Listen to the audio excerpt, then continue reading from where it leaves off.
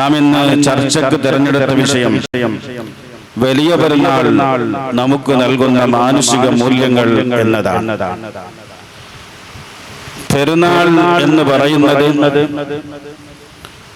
നമ്മുടെ ആഘോഷ ദിവസമാണല്ലോ.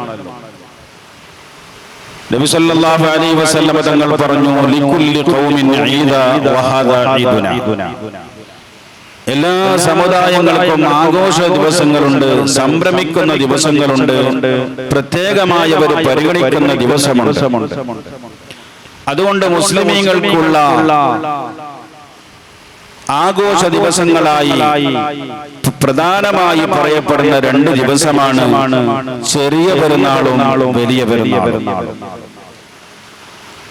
നബി സല്ലല്ലാഹു അലൈഹി വസല്ലം തങ്ങളും ഇസ്ലാമിന്റെ ചരിത്രങ്ങളുമായി ബന്ധപ്പെട്ട് നിൽക്കുന്ന ഒരുപാട് സംഭവ വികാസങ്ങളാണ് ആ രണ്ട് ആഘോഷങ്ങൾക്ക് പിന്നിലുള്ളത്.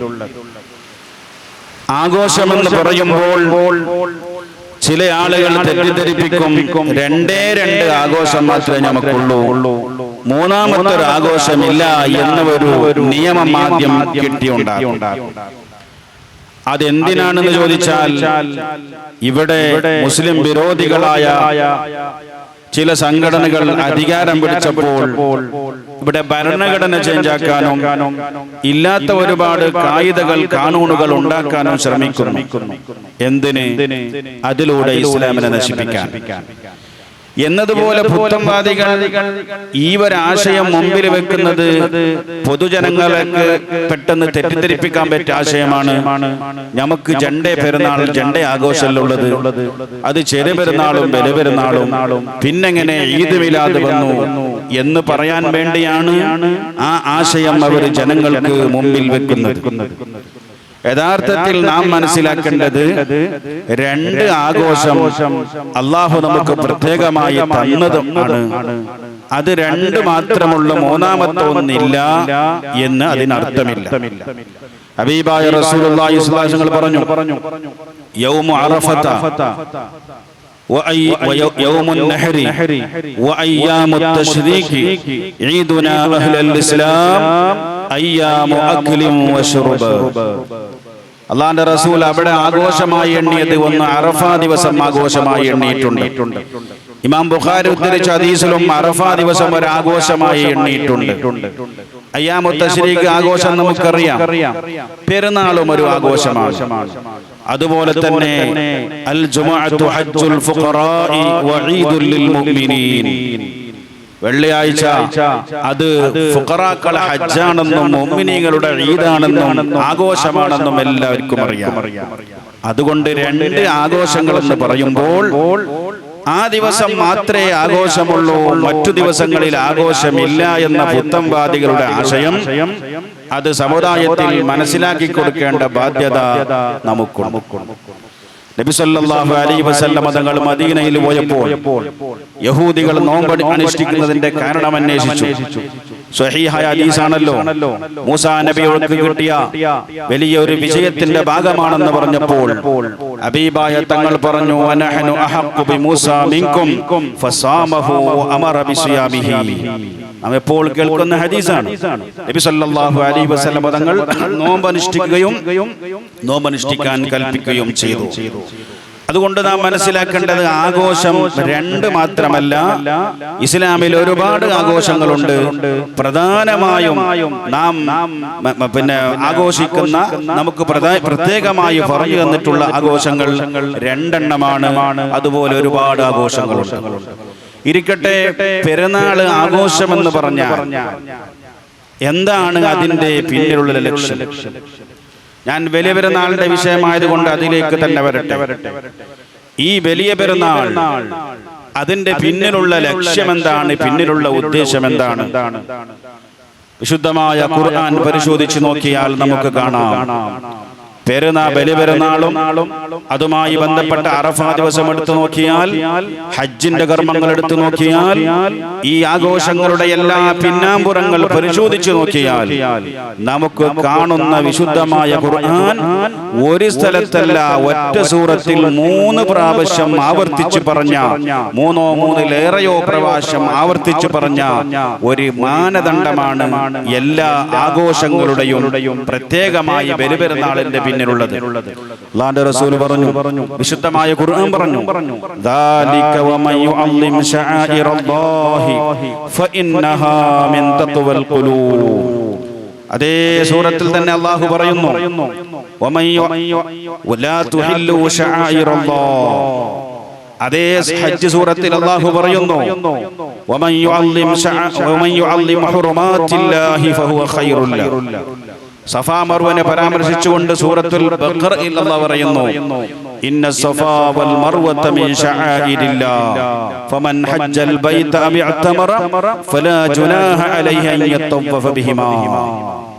ആകയാൽ പരിശുദ്ധമായ ഹജ്ജിന്റെ പൊരുൾ പരിശോധിച്ചു നോക്കിയാൽ, പരിശുദ്ധമായ പെരുന്നാളിന്റെ കാരണം പരിശോധിച്ചു നോക്കിയാൽ, ഹജ്ജിന്റെ എല്ലാ പ്രവർത്തനങ്ങൾ പരിശോധിച്ചു നോക്കിയാൽ അതിലെല്ലാം നമുക്ക് കാണുന്നത് അള്ളാഹുവിന്റെ ശിആറിനെ ബഹുമാനിക്കുക എന്ന ലക്ഷ്യമാണ്.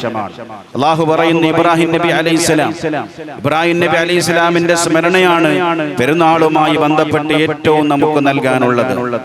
ആ സ്മരണ നൽകുന്ന പാഠം, പെരുന്നാളിന്റെ ചരിത്രം നമുക്ക് തരുന്ന സന്ദേശം എന്താണ്? ഒരു മനുഷ്യൻ അള്ളാഹ്ക്ക് വേണ്ടി ത്യാഗം ചെയ്താൽ, മറ്റുള്ള മനുഷ്യർക്ക് വേണ്ടി ത്യാഗമനോഭാവത്തോടെ ജീവിച്ചാൽ ആ മനുഷ്യന്റെ ത്യാഗം വെറുതെയാവുകയില്ല. മൻ അമില സാലിഹൻ മിൻ ദക്കറിൻ ഔ ഉൻസാ വഹുവ മുഅ്മിനുൻ ഫലനുഹ്യിയന്നഹു ഹയാതൻ ത്വയ്യിബാ.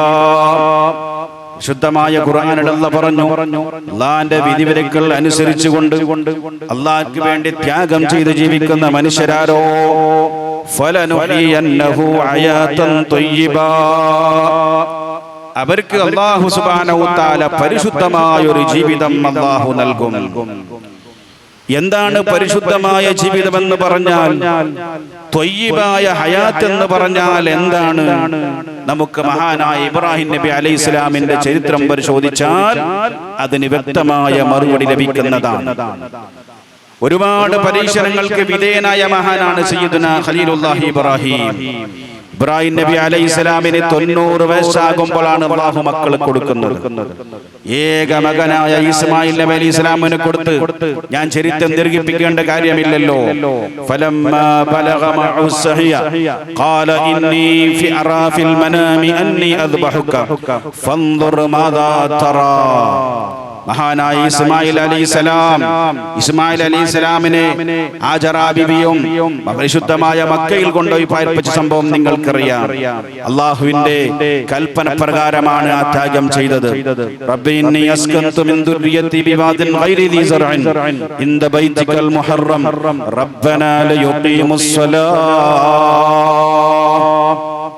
ഇബ്രാഹിം നബി അലൈഹിസ്സലാമിന് കൽപ്പന വരുന്നു, പരിശുദ്ധമായ കഅബയിൽ ജനവാസമില്ലാത്ത കേന്ദ്രത്തിൽ കുടിക്കാൻ വെള്ളമില്ല, കഴിക്കാൻ ഭക്ഷണമില്ല, നേരം പോക്കിന് മനുഷ്യരില്ല, അങ്ങനത്തെ ഒരു മരുഭൂമിയിൽ വെച്ചുകൊണ്ട് മഹദിയായ ഹാജറയും മകനാകുന്ന ഇസ്മായിലിനെയും പാർപ്പിക്കാൻ പറഞ്ഞപ്പോൾ മഹാനായ ഇബ്രാഹിം നബി അലൈഹിസ്സലാം അല്ലാഹുവിന്റെ കൽപ്പനക്ക് മുമ്പിൽ വഴിപ്പെടുകയാണ്. വഴിപ്പെട്ടുകൊണ്ട് അവിടെ പാർപ്പിച്ചുകൊണ്ട് പറയുന്നു, ഫജഅൽ അഫീദതൻ മിനൻ നാസി തഹ്വി ഇലൈഹിം വർസുഖുഹും മിനസ് സമറാത്ത്. ഞാൻ ആലിമീകളായതുകൊണ്ട് സംഭവം ദീർഘിപ്പിക്കേണ്ടതില്ല. ഇബ്രാഹിം നബി ഇസ്ലാം പാർപ്പിച്ചുകൊണ്ട് പറയുന്നു, പഠിച്ചവനെ, ഞാൻ ഇതാ ആരുമില്ലാത്ത നിർജ്ജന പ്രദേശത്താണ് താമസിപ്പിക്കുന്നത്. കഴിക്കാൻ അവർക്ക് ഭക്ഷണമില്ല, കുടിക്കാൻ വെള്ളമില്ല. ഉള്ള അല്പം കാരക്കയാണെങ്കിൽ തീർന്നുപോയി, ഉള്ള അല്പ വെള്ളമാണെങ്കിലും അവസാനിച്ചു പോയി. അവരെ അവിടെ വിട്ടേച്ചു പോകുമ്പോ ഇബ്രാഹിം നബി ഇസ്ലാം ദുആ ചെയ്യുന്നു, ഫജഅൽ അഫീദതൻ മിനൻ നാസി തഹ്വി ഇലൈഹിം. അല്ലാഹുവേ, ജനങ്ങളുടെ ശ്രദ്ധ നീ അവരിലേക്ക് തിരിക്കണേ അല്ലാഹ്. ജനങ്ങളുടെ ശ്രദ്ധ ആ പരിശുദ്ധമായ സ്ഥലത്തേക്ക് തിരിക്കണേ അല്ലാഹ് എന്ന് ഇബ്രാഹിം നബി അലൈഹിസ്സലാം അന്ന് ദുആ ചെയ്ത ദുആ അല്ലാഹു സ്വീകരിച്ചിരിക്കുകയാണ്. ഇപ്പൊ നിങ്ങൾ നോക്ക്, പരിശുദ്ധമായ വലിയ പെരുന്നാളുമാനുബന്ധിച്ച് എന്താണ് ഏറ്റവും വലിയ പ്രത്യേകത? എല്ലാവരുടെ ശ്രദ്ധയും വികാരങ്ങളും ഒരേ കേന്ദ്രത്തിലേക്ക് മടങ്ങുന്ന ഒരു കാലമാണ്. മറ്റു ആഘോഷങ്ങളുണ്ട്, അത് ചിലപ്പോൾ പ്രാദേശികമായിരിക്കും. മറ്റു നമ്മളുടെ കർമ്മങ്ങളുണ്ട്, അത് നമ്മളുടെ ചെറിയ പ്രാദേശിക വലയത്തിൽ മാത്രം ഒതുങ്ങുന്ന പ്രവർത്തനങ്ങളാണ്. അതേ സമയത്ത് പരിശുദ്ധമായ ഹജ്ജും ബലിപെരുന്നാളും അതെല്ലാം നിലനിൽക്കുന്നത് പരിശുദ്ധമായ കേന്ദ്രത്തോട്, അതിലേക്ക് നമ്മുടെ വികാരം തിരിച്ചുകൊണ്ട്, അതിലേക്ക് നമ്മുടെ ശ്രദ്ധ തിരിച്ചുകൊണ്ട്, അങ്ങനെയാണ് നാം ഈ വലിയ പെരുന്നാൾ ആഘോഷിക്കുന്നത്. അപ്പൊ ഇബ്രാഹിം നബി അലൈഹിസ്സലാമിന്റെ ത്യാഗത്തിന് അള്ളാഹു കൊടുത്തിട്ടുള്ള ഒരു സ്മരണയ്ക്ക് വേണ്ടി അത് നിശ്ചയിച്ചിട്ടുള്ളതാണ് പവിത്രമായ ഹജ്ജിന്റെ എല്ലാ പ്രവർത്തനങ്ങളും. നമുക്കറിയാം, നാം ഉളുഹിയ്യത്ത് അറുക്കുന്നുണ്ട് പെരുന്നാളനുബന്ധിച്ച്. ഹബീബായ തങ്ങളോട് ചോദിച്ചു, മാ ഹാദിഹിൽ അളാഹി യാ റസൂലല്ലാഹ്, നബിയെ ഈ ഉളുഹിയ്യത്ത് എന്താണ്? ഹബീബായ തങ്ങൾ പറഞ്ഞു, സുന്നത്തു അബീക്കും ഇബ്രാഹിം, നിങ്ങളെ വാപ്പയായ ഇബ്രാഹിം നബി അലൈഹിസ്സലാമിന്റെ ചെറിയാണത്. ആ സംഭവം അറിയുമല്ലോ, വിശുദ്ധമായ ഖുർആൻ പറഞ്ഞു, ഫലമ്മാ ബലഗ മഅു സഅയ ഖാല ഇന്നി അറാ ഫിൽ മനാമി അന്നി അദ്ബഹുക ഫൻദുർ മാദാ തറാ. 13 വയസ്സുള്ള, ചിത്രത്തിൽ തർക്കമുണ്ട്, 8 വയസ്സെന്നൊക്കെ പറയപ്പെടുന്ന ഏതുമാകട്ടെ, ആ ചെറിയ പ്രായത്തിലുള്ള കുഞ്ഞിനോട് ഇബ്രാഹിം നബി അലൈഹിസ്സലാം പറയുന്നു, മോനെ, നിന്നെ അറുക്കാനുള്ള കൽപ്പന എനിക്ക് വന്നിട്ടുണ്ട്. മകൻ പറയുന്നു, യാ അബതി ഫഅൽ മാ തുമർ, ബാപ്പാ നിങ്ങളോട് അങ്ങനെ ഒരു കൽപ്പനയുണ്ടോ? ഇനി വൈകിപ്പിക്കേണ്ടതില്ല, മടിക്കേണ്ടതില്ല. സതജിദ്നി ഇൻഷാ അല്ലാഹു മിനസ് സാബിരീൻ, എന്റെ വിരോധം ആ വിഷയത്തിലില്ല.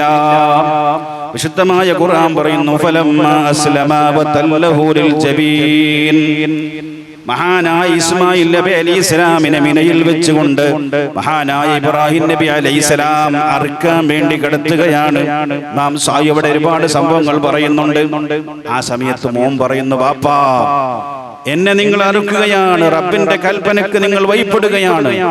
അള്ളാഹുവിന്റെ കൽപ്പനക്ക് വഴിപ്പെടുമ്പോൾ, അള്ളാഹ്ക്ക് അനുസരിക്കുമ്പോൾ അതൊരു ന്യൂനത വരാൻ പാടില്ല. അതുകൊണ്ട് എന്റെ കൈകാലുകൾ കെട്ടണേ ബാപ്പാ. മകൻ പറയുന്നു, ബാപ്പാ നിങ്ങളെ വസ്ത്രം അല്പം കമീസ് കയറ്റി കൊടുക്കണം നിങ്ങൾ, കാരണം എന്നെ അറുക്കുമ്പോൾ എന്റെ രക്തമെങ്ങാലും നിങ്ങളെ വസ്ത്രത്തിനായാൽ അത് എന്റെ ഭാഗത്തൊരു അദബുകേടാകും ബാപ്പാ.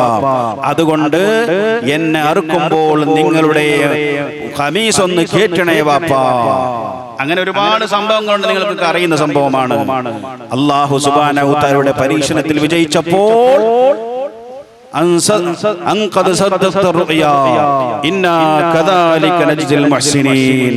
അല്ലാഹു പറഞ്ഞു, ഇബ്രാഹിമേ നിങ്ങളെ പരീക്ഷിച്ചതാണ്, സ്വപ്നം നിങ്ങളെ യാഥാർത്ഥ്യമാക്കിയിരിക്കുന്നു, അറിവിന് ആവശ്യമില്ല.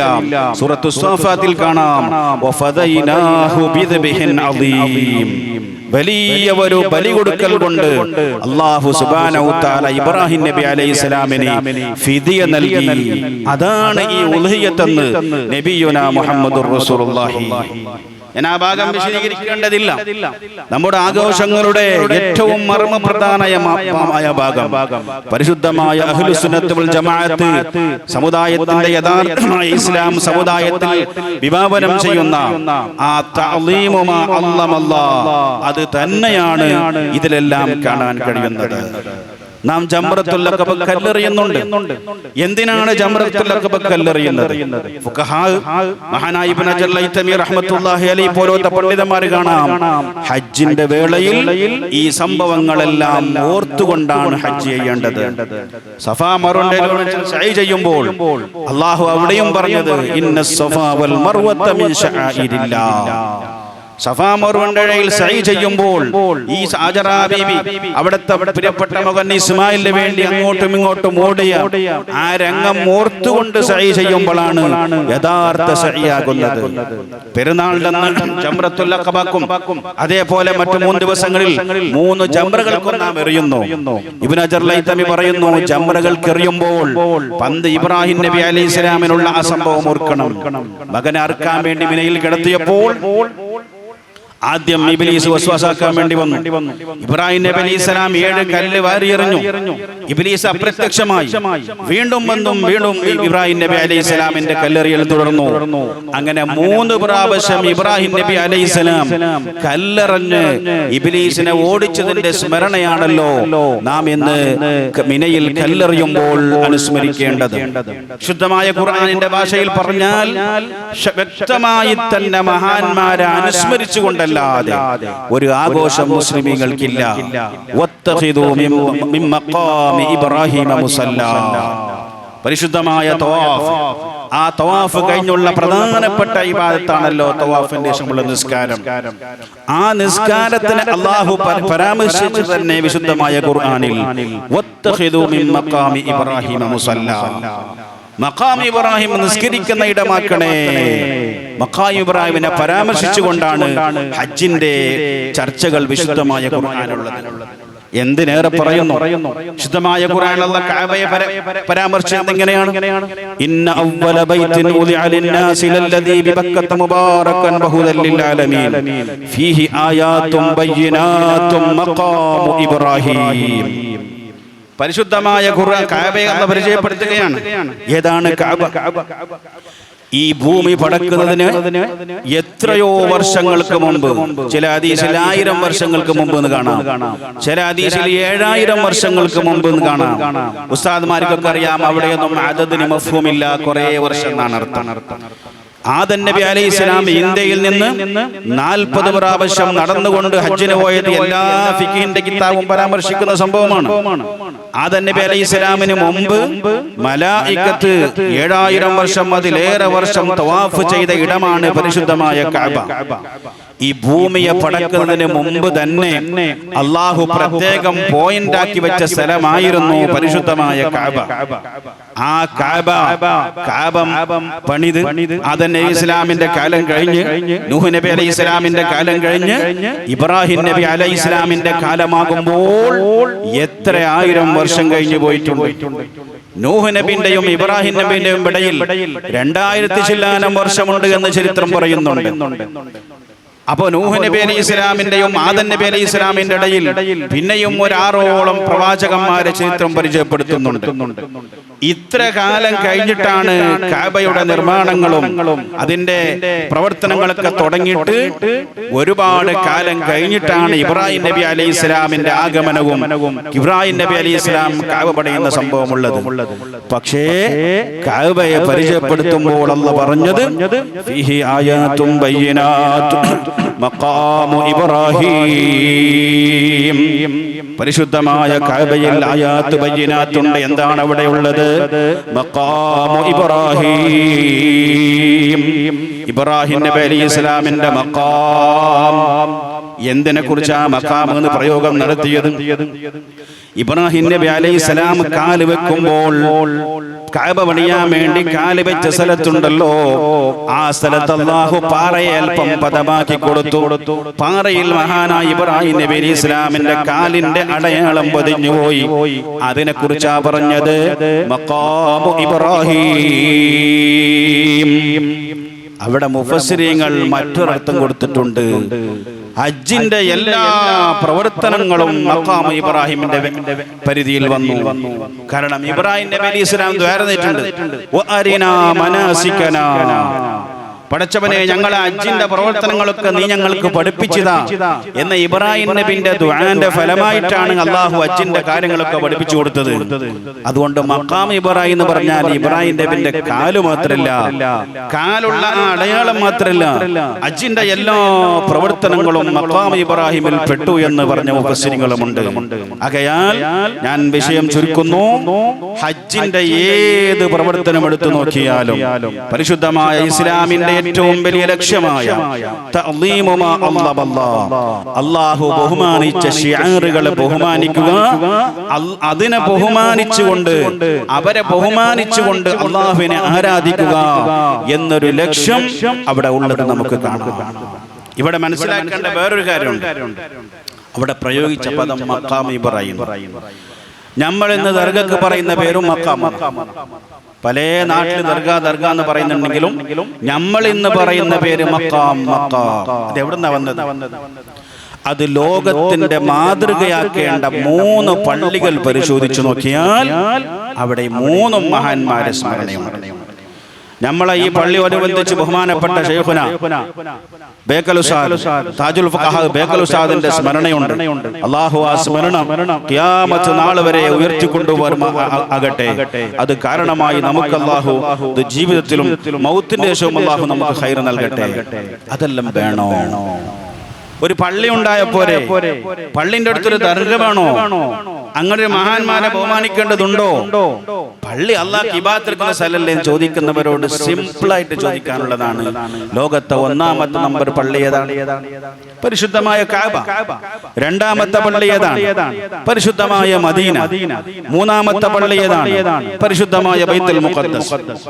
ഇതിനെ കവിച്ചു വെക്കുന്ന ഒരു പള്ളി മറ്റു പള്ളിക്ക് മാതൃകയാകാൻ വേറെ പള്ളിയില്ലല്ലോ. എന്നാൽ പരിശുദ്ധമായ കഅബയിൽ എന്താ ഉള്ളത്? മഖാമു ഇബ്രാഹിം ഉള്ളത് എല്ലാവർക്കും അറിയല്ലോ. ഇസ്രായീൽ നബിയുടെ ശരീരമല്ല, അവിടുത്തെ ജനാസയല്ല, അവിടുത്തെ ഭൗതിക ശരീരമല്ല, അവിടുത്തെ കാലുമല്ല. ആ കാല് പതിഞ്ഞ ഇടത്തിനെയാണ്, സ്ഥലത്തിനെയാണ് ബഹുമാനിക്കാൻ പറഞ്ഞത്. എന്താ ആ സ്ഥലത്തിന്റെ പ്രത്യേകത? ഇബ്രാഹിം നബിന്റെ കാല് ടച്ചായി എന്നതാണ്. എന്നാ ഇബ്രാഹിമിന്റെ കാലിന് എത്ര മഹത്വം ഉണ്ടാവും? എന്നാ അവിടെ നിന്ന് ഇങ്ങോട്ട് വരൂ, മസ്ജിദുൽ മദീനയിലേക്ക് വരൂ. അല്ലാഹുവിന്റെ റസൂൽ പറഞ്ഞു, ഇന്ന ഇബ്രാഹിം ഹറമ മക്കത്ത വ ഇന്നി ഹറംതുൽ മദീന. എന്താണ് ആ പ്രയോഗം? മക്കക്ക് പവിത്ര മഹത്വം വന്നത് ഇബ്രാഹിം നബിനെ കൊണ്ടാണെങ്കിൽ വ ഇന്നി ഹറംതുൽ മദീന, മദീനക്ക് പ്രത്യേകത വന്നത് എന്നെ കൊണ്ടാണെന്ന് ഹബീബുനാ റസൂലുള്ളാഹി. അവിടെ എന്താ ഉള്ളത്? മദീനത്ത് പോയാല് മദീനത്തെ പള്ളിക്ക് മഹത്വമുണ്ട്. അവിടുത്തെ ഏറ്റവും വലിയ മഹത്വമാണ് മാ ബൈന മിംബരി വ ബൈതി റൗളത്തും മിൻ റിയാദിൽ ജന്ന സദഖ റസൂലുള്ളാഹി. അവിടെയുള്ള മഹത്വം എന്താണ്? ഹബീബായ തങ്ങളുമായി ബന്ധപ്പെട്ടുള്ള മഹത്വമാണ്. ആ റൗളയിൽ നിന്ന് ഒരു 5 മിനിറ്റ് കിട്ടാൻ വേണ്ടി ആപ്പിലൂടെ അപ്പോയിന്റ്മെന്റ് എടുത്ത് മണിക്കൂറോളം ക്യൂ നിന്നിട്ടാണ് ലോക മുസ്ലിമുകൾ ആ മഹത്വം എടുക്കുന്നത്. എന്താണ് ആ സ്ഥലത്തിനുള്ള മഹത്വം? അല്ലാഹുവിന്റെ റസൂലിന്റെ മിമ്പറും അല്ലാഹുവിന്റെ റസൂലിന്റെ ഹുജ്റത്തു ഷരീഫിന്റെ ഇടയിലായി എന്നതാണ് ആ സ്ഥലത്തിന്റെ മഹത്വം. അവിടെ ആരാണുള്ളത്? ലോക മുസ്ലിമുകൾ അവിടേക്ക് എന്തിനാണ് പോകുന്നത്? അന്വേഷിച്ചുകൊണ്ടാണ് മദീനയിലേക്ക് പോകുന്നത്. മൻ ഹജ്ജ വലം യസുർനി വഖദ് ജഫാനി. ഹജ്ജുമായി ബന്ധപ്പെട്ടതിന്റെ മുന്നെയോ പിന്നെയോ, സാധിക്കുമെങ്കിൽ മുന്നെയാണല്ലോ നല്ലത്. ഒരാൾ സിയാറത്ത് ചെയ്തില്ലെങ്കിൽ ഫഖദ് ജഫാനി, എന്നെ ബഹിഷ്കരിച്ചു എന്ന് പറയുന്ന ലോകത്തിന്റെ നേതാവ് ഷഫീഉൽ വറാ സയ്യിദുനാ റസൂലുള്ളാഹി സല്ലല്ലാഹു അലൈഹി വസല്ലം തങ്ങളെ അന്വേഷിച്ചുകൊണ്ടാണ് പോകുന്നത്. അപ്പൊ 2ാമത്തെ പള്ളിയിലും മഹാന്മാരെ സ്മരിക്കലുണ്ട്. ഹബീബായ തങ്ങളെ മറവ് ചെയ്തുകൊണ്ട് റസൂലുള്ളാഹി സല്ലല്ലാഹു അലൈഹി വസല്ലം തങ്ങളെ ആദരിക്കുന്ന വലിയ കുബ്ബകൾ അവിടെയുണ്ട്. ഇനി 3ാമത്തെ പള്ളിക്ക് വന്നാലോ, അവിടെയും അല്ലാഹ് പറഞ്ഞത് അസ്റാ സുബ്ഹാനല്ലദീ അസ്റാ ബിഅബ്ദിഹി ലൈലൻ മിനൽ മസ്ജിദിൽ ഹറാം ഇലൽ മസ്ജിദിൽ അഖ്സല്ലദീ ബാറക്നാ ഹൗലാ. മസ്ജിദുൽ അഖ്സയെ പരിചയപ്പെടുത്തിയത് മസ്ജിദുൽ അഖ്സന്റെ ചുറ്റും ബർക്കത്തുണ്ട്. പള്ളിക്ക് ബർക്കത്തുണ്ടെന്ന് പറഞ്ഞാൽ എല്ലാവർക്കും അറിയാം. ഖൈറു ബിഖാഇൽ അർളി മസാജിദുഹാ വശർറു ബിഖാഇൽ അർളി അസ്വാഖുഹാ. എല്ലാവർക്കും അറിയാം പള്ളിന്റെ ബർക്കത്ത്. പള്ളിന്റെ ചുറ്റുഭാഗത്തേക്കും ബർക്കത്തുണ്ട് എന്ന് പറഞ്ഞാൽ എന്താ അതിന്റെ അർത്ഥം? ഇമാം ഖുർത്തുബി അടക്കമുള്ള എല്ലാവരും പറഞ്ഞു ലോകത്ത് ആർക്കും തർക്കമില്ല. ബൈത്തുൽ മുഖദ്ദസിന്റെ പരിസരത്ത് പവിത്രമാണെന്നതിന് ആർക്കും തർക്കമില്ല. അവിടെ ഒരു ഖബറിന് സ്ഥലം കിട്ടാൻ വേണ്ടി ലോകത്തുള്ള മുസ്ലിമീങ്ങൾ കോടിക്കണക്കിന് പണം ചെലവാക്കിയിട്ടാണ് അവിടെ ഒരു ഖബർ എടുക്കാനുള്ള ഇന്നും സ്ഥലം ബുക്ക് ചെയ്യുന്നത്. എന്നാൽ അതിന്റെ പരിസരത്തൊരു അന്ത്യവിശ്രമത്തിന് വേണ്ടി ക്രിസ്ത്യാനികൾ കോടിക്കണക്കിന് പണം ചെലവാക്കിയിട്ടാണ് അവർക്ക് അനുവദിച്ച സ്ഥലത്ത് അവര് പിന്നെ സ്ഥലം കണ്ടെത്തുന്നത്. അതിന്റെ പരിസരത്ത് യഹൂദികൾ സ്ഥലം കിട്ടാൻ വേണ്ടി ലോകത്തുള്ള യഹൂദികളെല്ലാം കോടിക്കണക്കിന് സ്ഥലം ചെലവഴിച്ചിട്ടാണ് അങ്ങോട്ട് വരുന്നത്. അപ്പൊ നമ്മളത് നോക്കേണ്ടതില്ല. വിശുദ്ധമായ ഖുർആൻ പറഞ്ഞത് ബാറക്നാ ഹൗലഹു, ചുറ്റുഭാഗത്തും ബർക്കത്തുണ്ട്. എന്താണ് പള്ളിയുടെ ചുറ്റുഭാഗത്തുള്ള ബർക്കത്ത്? ബിമൻ ദുഫിന മിനൽ അംബിയാഇ വസ്സാലിഹീൻ. ഇമാം ഖുർത്തുബി അടക്കമുള്ള പണ്ഡിതന്മാർ പറഞ്ഞു അവിടെ മഹാന്മാർ കിടക്കുന്നുണ്ട് എന്നതുകൊണ്ടാണ്. അപ്പൊ ആകെയാൽ ഞാൻ പറയുന്നത്, നമ്മളെ ഒരു പള്ളിന്റെ അടുത്തൊരു ദർഗ ഉണ്ടായാൽ, പള്ളിന്റെ അടുത്ത് ദർഗ എന്തിനാണ്? അതൊക്കെ സമനിരപ്പാക്കി അവിടെ അതൊന്നും ആവശ്യമില്ല, അതൊക്കെ ശിർക്കാണ്, കുഫ്റാണ്, ബിദ്അത്താണെന്ന് പറയുന്ന ആളുകൾ മനസ്സിലാക്കണം.